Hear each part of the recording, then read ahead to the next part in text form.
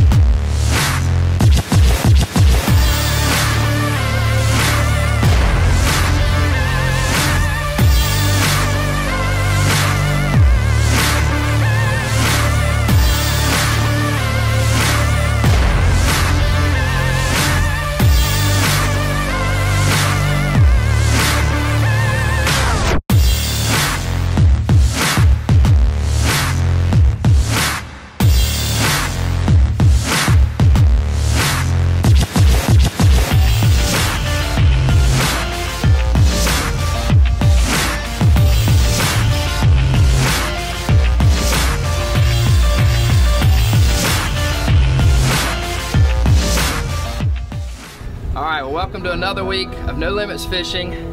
This week we're going to do something a little bit different. We have brought season 1 superstar. We had such a demand for Cameron. Repeat performance, and here we are. This is Cameron Sebastian with Coastal Scuba. He is our professional on board today. Obviously we're prepping for a scuba trip.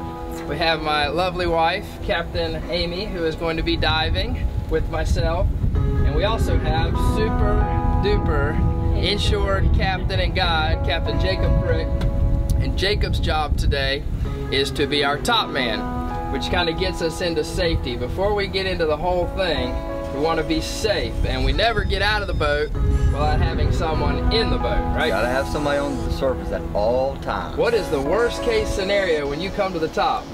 The worst case scenario, as long as somebody's on board the vessel, they'll just drive right over and pick you back up. But if they're not, and the worst case scenario I was thinking of, you come up and the boat's not there. The boat's not there, and we have heard horror stories of that, of guys swimming over a mile to get back to their vessel. They made a movie about that called Open Water. Yeah, that kind of freaked me out. They didn't make it back. It happened. So you always leave a man in the boat because you never know what can happen, even when you're anchored to the bottom. But just getting into the safety, before we get into the whole fun, you know, this is all for entertainment and sport and fun, but Amy and I have been out of diving for a little bit.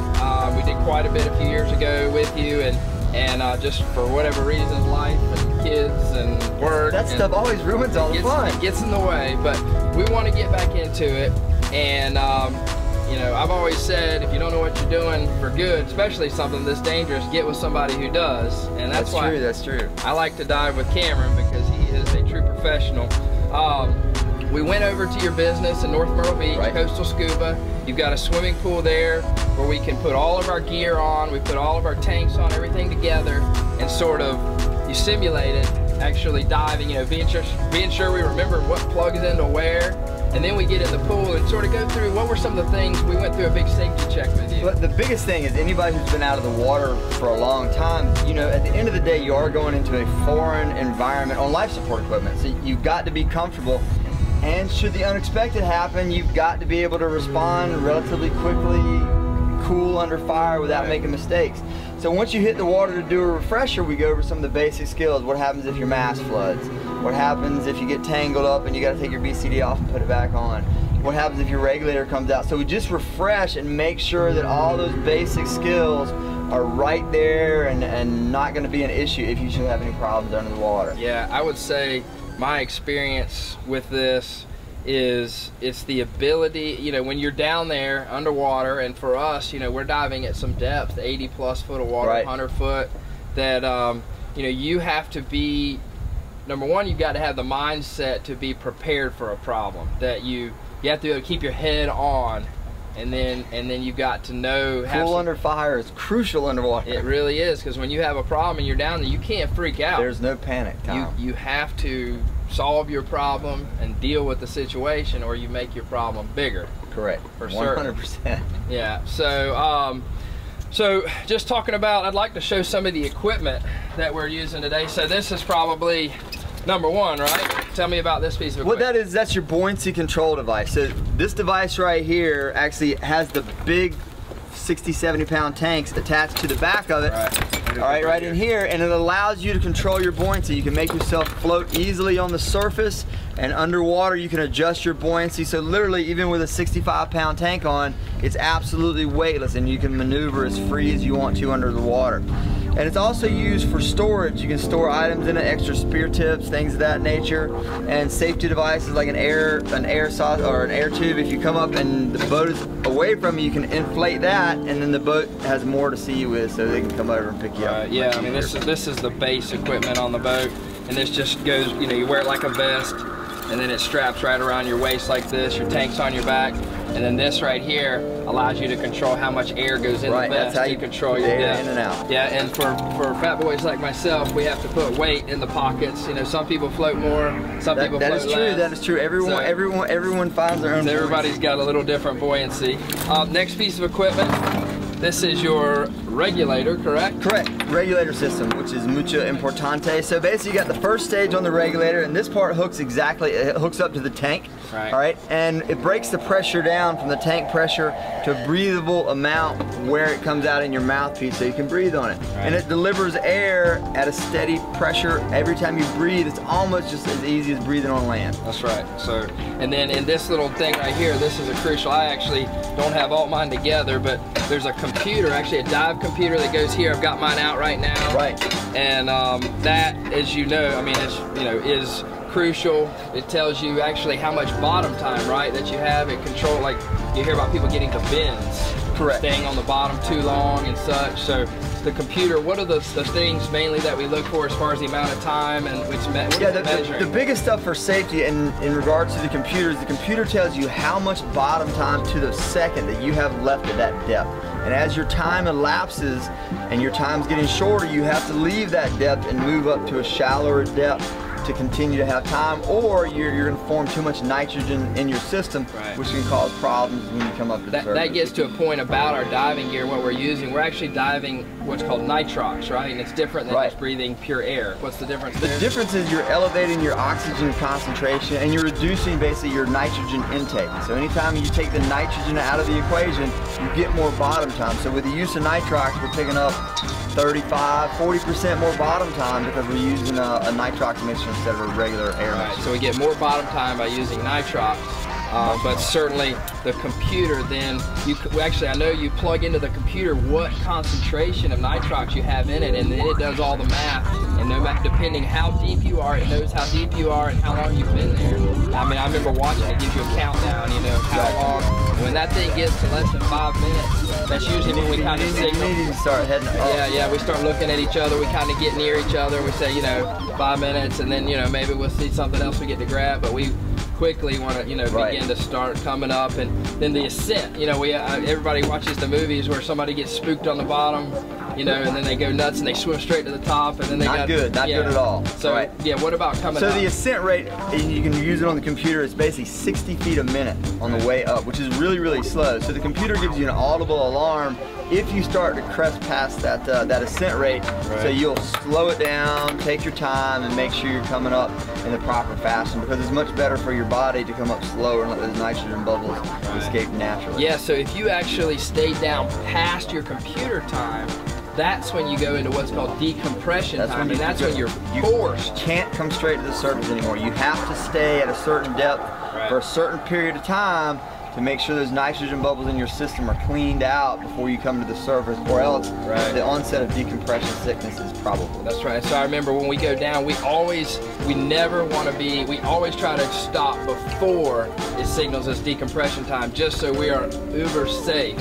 Right. So that we don't, we still make stops just to be safe, but technically we wouldn't. You could come up to, you could come up straight up the surface. So it's always trying to take what is considered safe or okay, and then we just try to add just a little bit of buffer to it, just, you know, for whatever, because you don't want to mess around with this stuff. But so that's sort of the gear. Let's talk about what we're doing. We are mainly going spear fishing. So the spear fishing.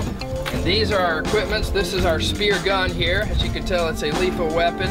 And these fans will be loaded back, spring loaded to fire with a string. and then you'll carry with you, this is your stringer here. So if you shoot a fish, you go through the whole act of actually taking the fish off, which is, if you're not experienced, I can assure you, Cameron does it like a pro, and I hope we get some good footage of him doing it, but I've done it and I end up with the rope tied around my neck and around my legs and feet.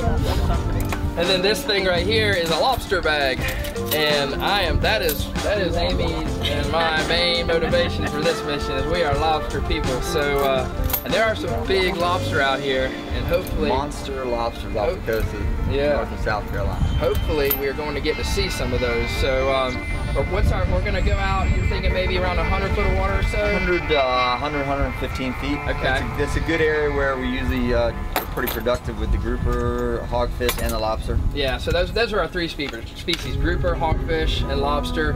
We'll be diving around 100 foot. I'll probably take a couple fishing rods. Sometimes between dives we'll fish a little bit and mess around, but I'm ready to go. You have one main job. I want you to catch some fish, but you have to bring me and Amy back safe. Protection of details is my primary objective. That's your job. But we're looking forward to getting back to it, and let's go see what kind of fish.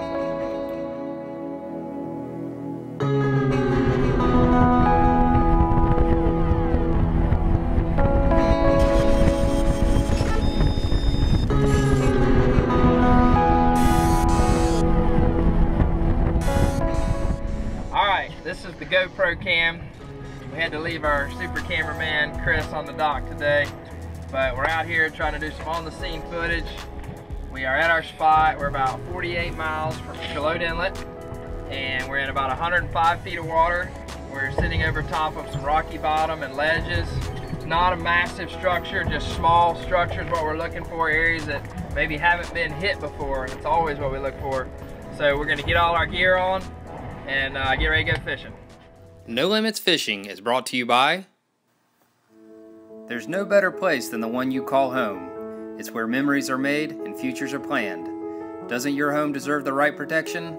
Stop by or call Allstate agent Rusty Russ at 910-754-6596 to talk about home insurance today and let the good life in. Yeti coolers are built to take the rugged abuse that comes with the way we work and play. These grizzly-proof ice chests are virtually indestructible. With thicker walls, more than twice the insulation, they outperform the competition. And keeping things cold is what Yeti Cooler is all about. Yeti Coolers. Wildly stronger, keep ice longer. Marine Service Center of Little River, offering sales and service for Yamaha, Contender, Pathfinder, Hughes, Maverick, Carolina Skiff, and other top-of-the-line brands. Visit us online or off Highway 9 outside of Little River.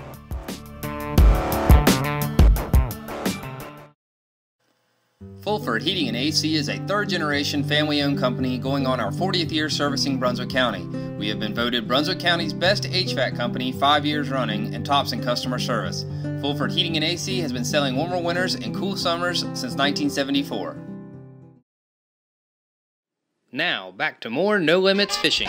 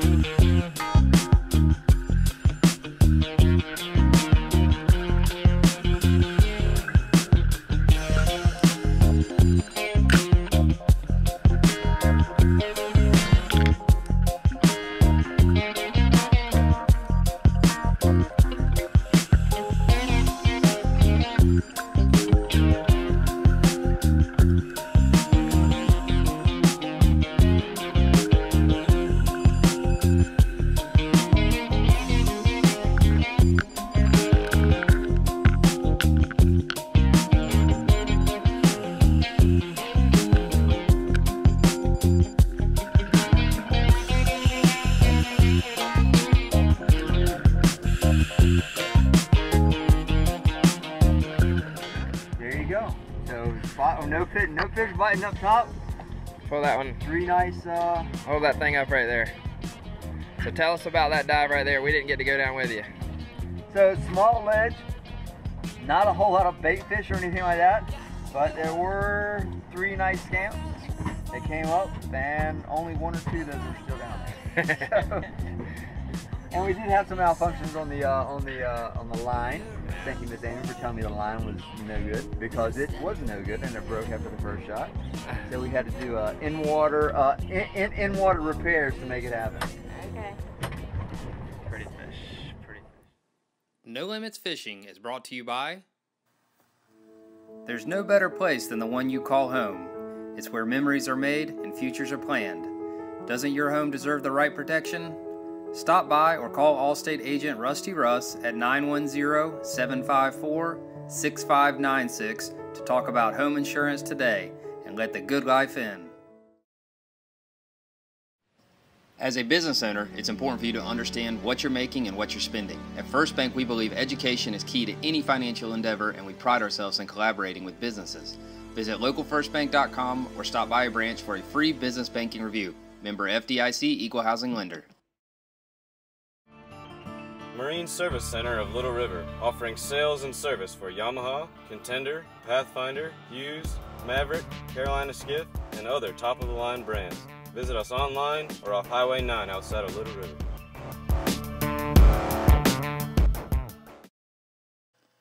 Fulford Heating and AC is a third-generation family-owned company going on our 40th year servicing Brunswick County. We have been voted Brunswick County's best HVAC company 5 years running and tops in customer service. Fulford Heating and AC has been selling warmer winters and cool summers since 1974. Now, back to more No Limits Fishing.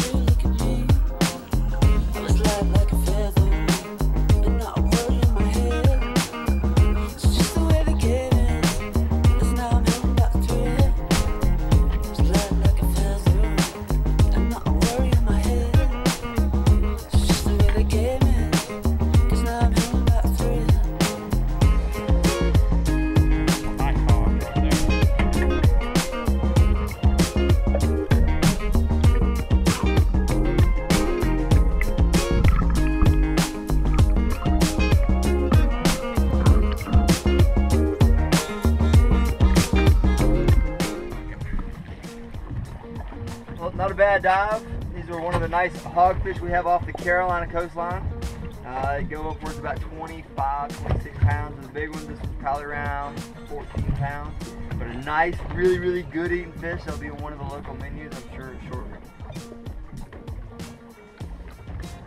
All right, well that concludes a day offshore scuba diving with our good friend from Coastal Scuba, Cameron Sebastian, wife Amy, super captain, inshore guide Jacob Frick, who made sure that the boat was still there when we came to the top. It's very important. Yeah, we had a good day. We talked about before we left the dock, we said hog snapper, grouper, and lobster. Trifecta. We hit them all. We got the Grand Slam, the Super Dive Slam. We got lobster at the first spot, I think. We got some really nice hogfish at the second spot, and a lobster. Yep, and lobster. And we got some nice grouper on this last dive. We moved in a little shallower, found a spot that was holding some gag grouper, and those are like my arch nemesis. You're fairly good at them, but gags are tough, are they? Gags are smart, so you got to be able to work them to shoot them. Yep, yeah. Well, it truly is hunting. It's not like shooting fish in a barrel typically. No. Some of them present themselves easy, but it most of the time truly is hunting, and there's a lot to it. And thank you very much for keeping us safe and bringing us back, Cameron. Had a great trip. Let's head on in. Thank you.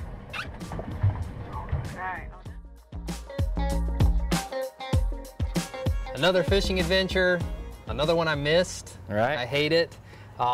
Diving, something that I haven't done a lot lately. We haven't done a lot lately, but man, just looking at that, thinking back on it, we have some awesome diving out of here. We do. I don't think many people, I know most people do not realize the resource and the great, incredible scuba diving that we have off of our coast. I think the perception is, you see the green water, the dirty water that you can't see, you got to go to Florida or the Caribbean. But once you get offshore, albeit we do have to go a little further, but once you get offshore, particularly 80-foot or water, which is around 25 to 30 miles and further, that water generally will clear up, and it can be some incredible world-class scuba diving. Yeah, and spear fishing, which Cameron is obviously an expert at. But yes. There's a lot of, it's really an untapped kind of fishery out here, and that's what drew me to it. It was like, it's another way to collect fish. Yeah. We're so used to dropping a hook and trying to get one to bite, but sure is nice that to do that diving where you don't have to depend on him eating something and you can just take a shot at him. Yeah, there have been fishing trips where we literally go out there and we fish our rear ends off and don't catch anything, and I think that was sort of what led us to begin scuba diving. We got mad enough that we're like, well, heck, we'll just go down there and see if they're there and go get them. And, so many times you fish and for whatever reason, the fish are not biting, but they are there. And the cool thing about spear fishing is, it's very targeted. It's not like you're catching little here, little there, and big. You're targeting what you're after. And you can tell by watching Cameron, he knows what he's doing. He is a pure T professional expert, and it's really cool to watch someone in their craft, targeting those fish. It's really no different than fishing, right. I mean, it is. Some people, may think that we're experts, which sometimes I question. I question that sometimes. Our cameraman questions whether we're experts. It is clearly, but there are certain things that we do fishing to get more bites than maybe you would otherwise. Just like Cameron, I've heard him talk about this before. Well, he'll actually get down there and stop breathing because he doesn't want the fish to see his bubbles. When we are down there diving, so I'm right there with him, and in this instance, I was mostly filming him. But when we come back up, we're using the same tank of air. He uses half of the amount of air that I use. Right. So he's able to control his breathing and, control his heart rate. And all of that, they say, so I hear the fish can maybe even hear your heart rate when you're breathing heavily or more, you put off more sound, more bubbles. So it's just a true art, and the technique, he is truly hunting. He is stalking his fish, trying to put himself in a position. But, incredible variety of fish. We have structure galore, just miles and miles of it. And, the last thing before we get people too hyped up, though, is that, it's a great thing to do, but it is something that you want to be darn sure safety is #1. Yeah, and you cover that a lot, you know, in the film there, and we can't stress that enough. But yeah, you don't play around out there. No, you don't. But hopefully now fishing has been kind of tough lately, and so it led you to have to go spear fishing for them. Yeah. Hopefully our fishing is on the rebound here as we start to get some cooler weather starting to come in here, and we got a lot of you know, very, very good fisheries that are on the brink. Yep. They're coming. And I guess our next show actually will air, after this one, will air the 1st of October, so we will really be in the middle of it then. The yellow butterflies should be flying by the time this episode hits in mid-September, I would think, and that should be the key, that it's time to catch king mackerels and wahoos and big redfish. And maybe even some groupers. Yeah, there's all kinds of different options, and it's really just depends on, you know, where you want to be. It's you know, if you're an inshore guy, nearshore guy, the redfish fishery is second to none. I would venture to say anywhere in the world. For the big drum fishery, you know, we'll see big drum up to 30, 40 pounds, you know, in the inlets and on the beaches. And you know, if you want to go a little further than that, as the cool weather hits, as north wind days start coming in, the mullets start migrating up the beach, pogies are thick, here comes the king mackerel. Right. So, and then furthermore, if you want to go a little bit further, you got the grouper. Right. They school up good this time of year. And then even further out on the Gulf Stream is a wahoo. Yeah, yeah. So just talking about briefly why those fish are where, sort of the redfish are underneath the schools of menhaden and around the inlet mouths, following those. The king mackerel are following the mullet and also the spots that come in. The grouper, there's concentrations of cigar minnows that come into the 80 to 100 foot range in the fall time, so they're going to be around those. And your wahoo are actually following the migration of what I call just small tunas, whether it be blackfins or false albacore, little football tunas, and that's one of theirs. So everything is keyed in on their food, and the migration of the food leads to the migration of the game fish, and all of this comes together to say that the month of October, our father always, you know, Rue always told us that you want to take the month of October and just put a giant red X on it on your work schedules, because that's when you go fishing, you go to the beach. I'm getting anxiety just talking about it. I'm worried to death about being able to do it all. There's so much fishing, you know, we kind of work pretty hard during the summer to catch fish. Right. And, you know, October comes and you really need to plan on being on the water as much as possible. We could shoot an entire year worth of fishing episodes in 1 month if we were smart enough to plan that way. But, you know, we try to transition and show, you know, kind of what's going on, and we work hard to try to create things. That's right. But if you're going to be here, if you're thinking of coming to the beach, you want to book a charter, you want to go fishing, you want to rent a boat to go spot fishing even, or redfish, then be here in October. It is coming, and it's time to go fishing. I'm ready. Let's do it.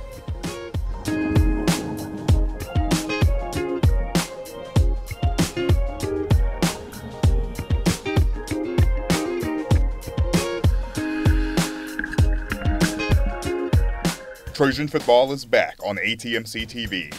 Tune to Channel 3 or HD Channel 910 every Wednesday, Thursday, and Saturday after a home game at 8:30 p.m. to catch the action. This year's Trojan football season features play-by-play with Mike DeSpirito and Chris McKenzie, and is brought to you by East Coast Moving, Grissettown Longwood Fire and Rescue's Haunted Trail, Southern Homes of Brunswick County, ATMC, and Turtle Crossing Cupcakes Espresso Bar and Bake Shop. Get in on the game with ATMC TV.